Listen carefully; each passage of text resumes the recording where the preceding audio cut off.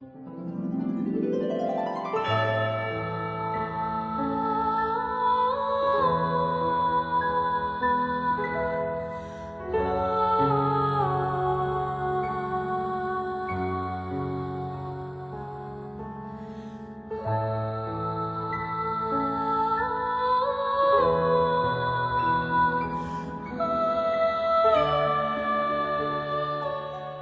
was asleep on my bed after taking 8 tablets.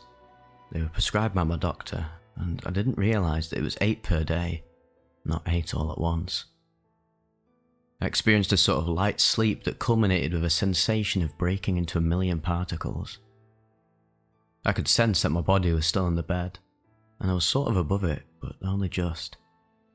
It was a sensation of separation from the physical body, but still being fully aware of my essence. During this stage, my aura, as I will call it, was intermingling with a friend who was asleep next to me on my bed. I was communicating with the aura of my friend who was beside me.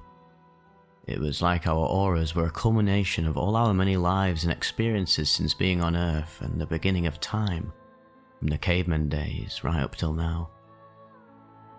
I could tell which gene pool he stemmed from, and also my own. As my friend was only sleeping, I took this as a sort of force field that we all have, something that we are all connecting with amongst each other, even if we don't realise it. Then, I was flown around the world at a great speed. It was pulling me around by my solar plexus region. I had no body at this stage, but I'm still a soul, and I also know this. When my journey around the Earth had reached above Indonesia, as I was flying around the equator, which was sort of like looking at a Google Earth map, I was sucked into a tunnel, although it didn't have sides, so to speak, just a feeling that I was being drawn up to the next level. And there, I was greeted by a light being, although I don't remember flying into a light as such. I knew this soul, and was guided around the place. I was shown rooms and doorways, mostly which contained other souls learning things and preparing for their return to Earth, or wherever their next journey was to be. I also saw souls who I would call angels or higher beings. They were helping Earthlings with many problems, even medical discoveries. I was taken to many different levels by this friend, and learnt that anything is possible in this place. I can't really remember most of the levels, as each one seemed more complex than the last, but I do remember the lower levels, so to speak. I'm sure I was taken to higher places, but I'm not to remember these places as my life here would actually be affected by them. I think there may be about 7 or possibly more, but I only have a basic memory of about 3 or 4 of them. I was taken before God, who was just as I imagined, a bright light being so brilliant it was like nothing I'd ever seen. We had met before, in a human form, but nobody so to speak of, approximately 8 feet tall and made from pure love and light. We communicated telepathically, and every question I had was answered, although I don't remember exactly what I even asked. I was shown a movie of my life from start until, well, just before. It was so fast and yet so precise. I was asked if I would change anything, which I answered, well, yes, of course. He also asked me questions too, like was I happy with my life, to which I replied that I was. I was left with a feeling inside as to how much good I'd given and how much bad I'd given. I was told this would be the feeling I'd be left with whilst there. My feeling, thankfully, was not bad, but it wasn't extremely great either. It was a slightly nervous feeling, but one that I could be satisfied with. I'm imagining that if you are mean and awful throughout your life, that this is the feeling you'll be left with whilst transitioning to the next place. Even though this place was so very wonderful, and sort of felt like home, to which most people could never imagine or want to leave, I asked if I could go back to Earth. God asked me why, and I told him that my kids were asleep in the next room. I would never forgive myself if they had to wake in the morning and find their mum dead. The previous year, their father had committed suicide, and if they had to grow up with a mum who had a drug overdose and a dad who committed suicide, then they would think that no one loved them enough to be around, which was so far from the truth. My every particle was aching with this thought. I was allowed to come back. There was no begging or pleading. It was like it was what I wanted so much, and unselfish that I'd given it to me. I'm so thankful for that. And I was told that if I was to come back, I would have to forget what I'd learnt on the other side, as it would interfere with my whole life. I was sent back so quickly through the soles of my feet, and I awoke a few hours later. That was another really fascinating near-death experience report. I just want to add a few more little tidbits that the interviewer asks the woman at the end of the report.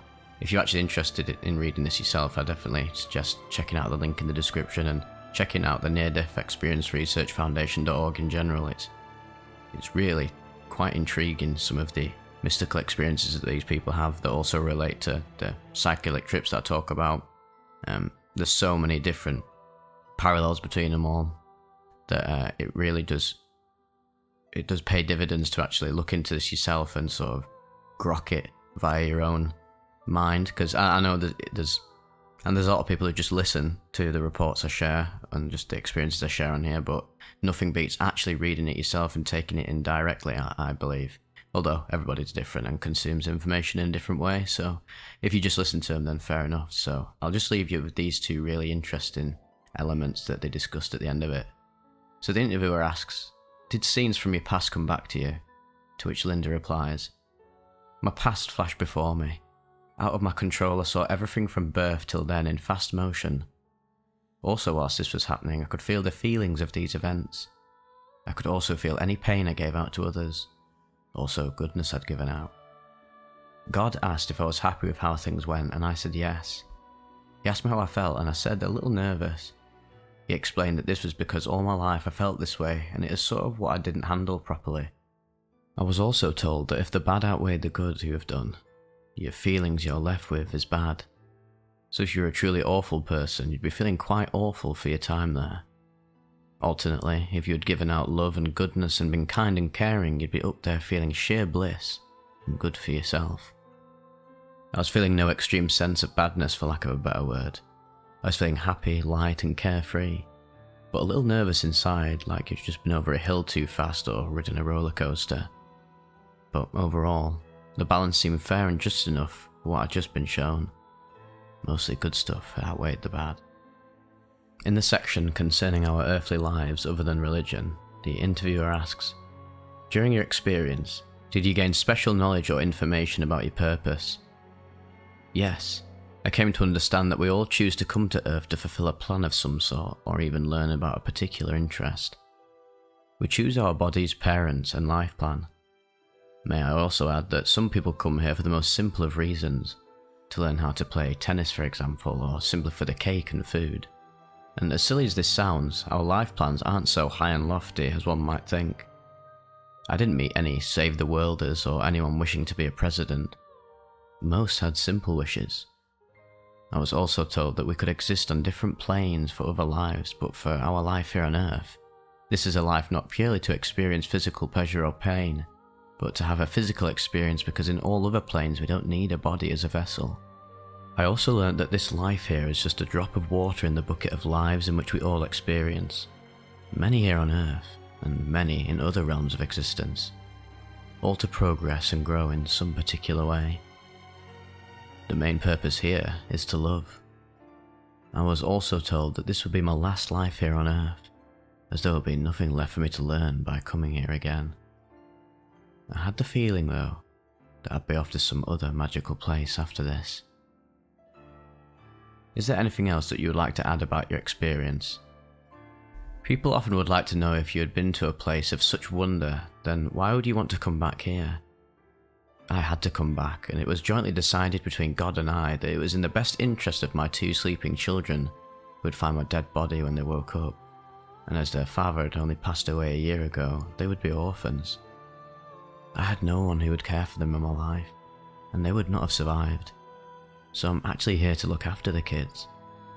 I was told that when they no longer needed me, and when the kids of mine were married, they would come back for me, and when I say they, I'm assuming it is the angels, although I'm really not sure.